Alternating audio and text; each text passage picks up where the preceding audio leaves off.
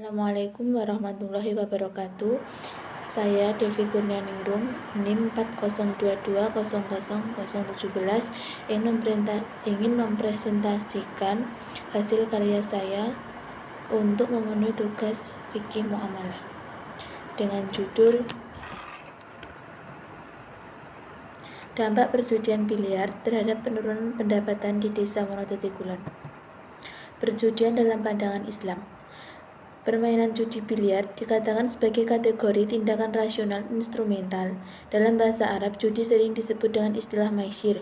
Namun, di dalam hadis Nabawi, istilah judi sering disebut dengan narsyah taroms. Judi juga sering disebut dengan istilah himar. Muhammad Ali Asy-Syabuni dalam kitab Tafsir ayat menyatakan bahwa para ulama sependapat bahwa judi hukumnya adalah haram. Dalam dalil hadis Nabawi dengan istilah syariah seringkali penyebutan judi ini berbeda-beda pendapat, yaitu 1. Ibnu Sirin mendefinisikan bahwa judi, semua permainan yang di dalamnya ada khimar, minum, teriak, dan berdiri termasuk judi. Yang kedua, Asy-Sya'di mendefinisikan bahwa judi, segala hal yang terkait dengan menang kalah disyaratkan adanya harta pertaruhan dari kedua belah pihak. Yang ketiga, Al-Qaradawi mendefinisikan bahwa judi, segala permainan di mana para pemainnya akan menang atau kalah. Dalam Kitab Undang-Undang Hukum Pidana Pasal 303 Ayat 3 mengartikan judi adalah tiap permainan yang mendasarkan pengharapan untuk menang pada umumnya bergantung kepada untung-untungan saja, dan juga kalau pengharapan itu jadi karena kepintaran dan kebiasaan dalam bermain. Hukum yang terkait dengan judi termasuk orang yang berdosa besar, meskipun dia tidak menggunakan uangnya sendiri tetapi menggunakan uang orang lain. Para ulama juga sepakat bahwa seorang penjudi yang melakukan perjudian di wilayah hukum harus dijatuhkan hukuman. Namun karena tidak ada ketentuan hukumannya secara hudud, maka yang dijatuhkan adalah hukum ta'zir. Permainan biliar di Desa Wonodadi Kulon. Usaha biliar di Desa Wonodadi Kulon merupakan usaha yang cukup potensial dan memiliki stabilitas yang bagus. Karena bermain biliar memiliki daya tarik atraktif sehingga membuat para penggemarnya kecanduan. Khususnya para remaja di desa ini, di mana para remaja di Desa Wonodadi Kulon memiliki banyak waktu luang sehingga untuk mengisi waktu luang mereka, pengelola biliar mengambil keuntungan dari beberapa koin yang laku, yang dijual per koin Rp2.000. Awal mula judi biliar yang dilakukan para remaja di Desa Wonodadi Kulon yang awalnya hanya berkumpul bersama, tapi dengan seiring berjalannya waktu, para remaja mulai mengalihkan fungsi permainan biliar menjadi permainan yang terdapat unsur judi yang menggambarkan uang untuk membeli koin.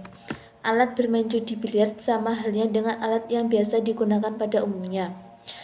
Hanya saja membedakan permainan judi biliar ini ditambahkan menggunakan uang. Sedangkan aturan-aturan bermainnya jauh berbeda pada permainan biliar umumnya. Dalam permainan judi biliar tidak digunakan semua.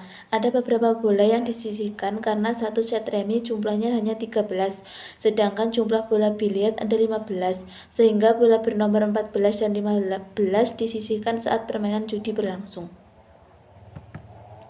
Pelaksanaan permainan judi biliar. Pelaksanaan di sini ialah sebagai proses dalam kegiatan dalam permainan judi biliar. Dapat diketahui bahwa pemain judi biliar di Desa Wonodadi Kulon sering dan bahkan hampir setiap malam mereka hadir di tempat biliar dan bermain judi biliar. Dalam melaksanaan judi biliar, para remaja di Desa Wonodadi Kulon melakukannya pada malam hari mulai dari jam 8 sampai dengan waktu yang tak ditentukan tergantung para pemain. Jika masih ada yang main, maka permainan biliar akan dimainkan sampai pagi. Para pemain judi biliar dalam bermain mereka menggunakan uang sendiri dari hasil kerja sebagai taruhan untuk bermain. Kadang ada juga yang didapat dari hasil menyisihkan uang jajan sekolah untuk bermain judi biliar. Data pendapatan para penjudi sebelum terlibat perjudian. Data pendapatan penjudi sebelum terlibat perjudian sekitar Rp1 juta per bulan. Mereka yang saling membanggakan diri terhadap gaji mereka. Namun setelah adanya permainan bola biliar ini, sebagian dari pendapatan mereka digunakan dalam permainan judi biliar.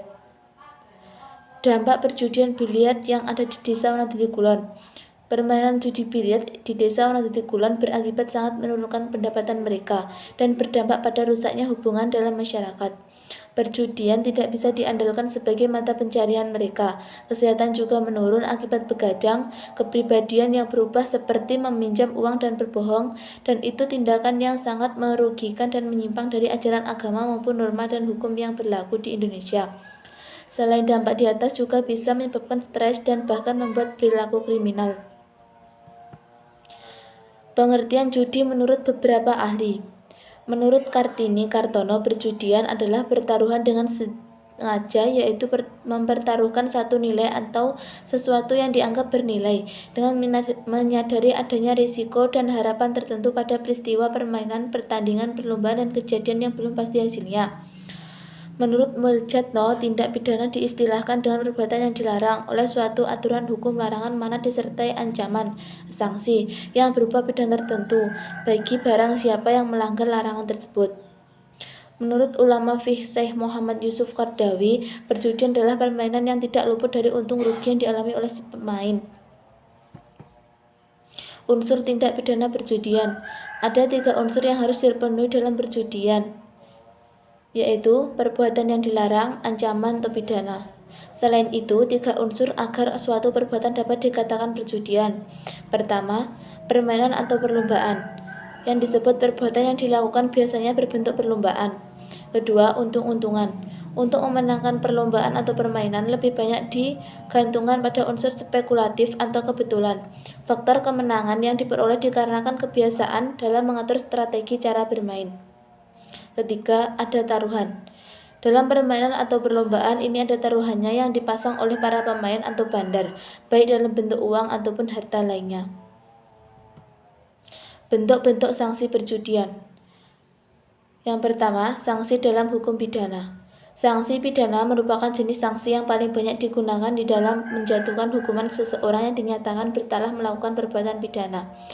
Menurut Pasal 1 Undang-Undang Nomor 7 Tahun 1974 dinyatakan bahwa semua tindak perjudian sebagai kejahatan. Undang-Undang Nomor 7 1974 Pasal 3 Ayat 2 bahwa pemerintah mengatur penertiban perjudian sesuai dengan jiwa dan maksud undang-undang ini. Sanksi diartikan sebagai hukuman untuk memaksa orang menepati perjanjian atau menaati ketentuan undang-undang. Dalam pelaksanaan pidana, terpidana yang dijatuhkan kurungan tidak dapat dipindahkan ke tempat lain, kecuali Menteri Hukum dan Hak Asasi Manusia. Sanksi dalam hukum Islam.